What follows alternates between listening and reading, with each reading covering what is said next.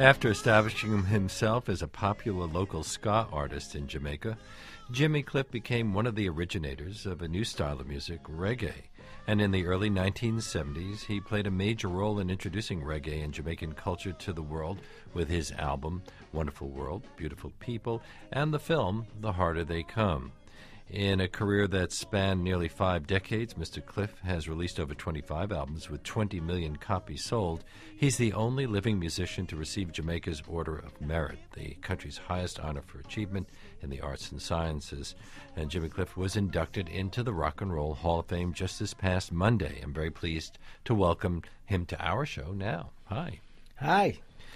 Wasn't Bob Marley also inducted into the Rock and Roll Hall of Fame? It is my understanding, yes, after he passed away. So it's two artists connected with reggae. What role do you see reggae playing in the development of rock music in America? Well, reggae has that element of combination of rock, Latino, jazz, blues, all of that, because that is what made up reggae, so it has that element to rock. Well, do you see yourself as a pure reggae artist? Because you've also crossed over into dance music, pop, electronica. I'm an artist. I'm a creative artist, and the fact of that is I helped to create this music that is now known as reggae. So being a creative artist, I continue to create and have to expand. And did you see yourself initially as a singer? Because you've said that acting was your real first love. Absolutely. The acting part of my career was the first thing that I loved, the first thing that I was doing in school, and then the singing came about. Were you listening to, was the Jamaican music scene really strong, or were you listening mostly to American music as the rest of the world was at that time?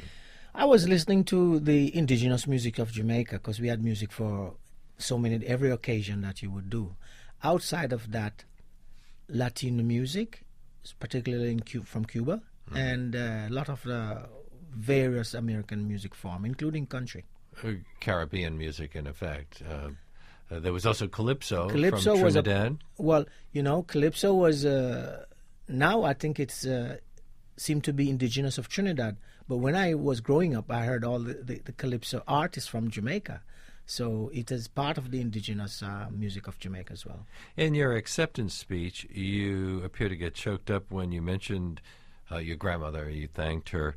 What did she mean to you?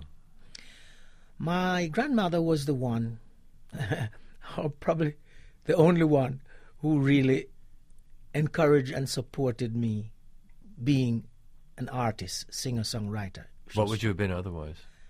My father wanted me to be a doctor, medical doctor. But I don't know what I would do. I just love the arts. That was my calling. So I don't know what else I would do. I like being in front of people. I would be lecturing in something. I don't know. Wycliffe Jean inducted you and performed The Harder They Come with you. How old was he when that song was first released? He might not have even been born. Well, I don't know. I have not discussed that with him. But the song came out in 1972, somewhere there. So I don't know. Well, it came out in 72, and it's one of those movies that seems to live on. Some movies come and go, but it's developed kind of a cult following. Oh, yes, it's one of those, one of those classic movies. And I think it's due to the fact that it's not only for the visual, what it was showing, but it's also the combination of the visual and the audio, the music as well. So it's that culture. It was a new culture introduced to the world, so that's why it had that. And also had that kind of universal story of a naive boy from the country going to the city in search of fame and fortune. Precisely, which anyone could coming from Georgia or Atlanta, wherever, coming to New York to make their fortune. So it's the same thing.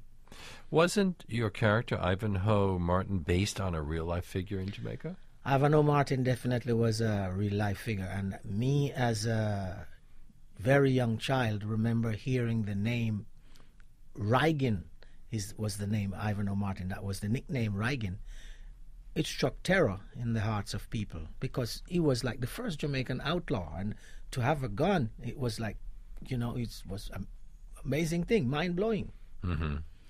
And so he was kind of like the Ned Kelly or the Jesse James Yes, of yes. Jamaica. Exactly, exactly. The director of the film, Perry Hensel, died in 2006, and there had been talk about a sequel. Did that die with him?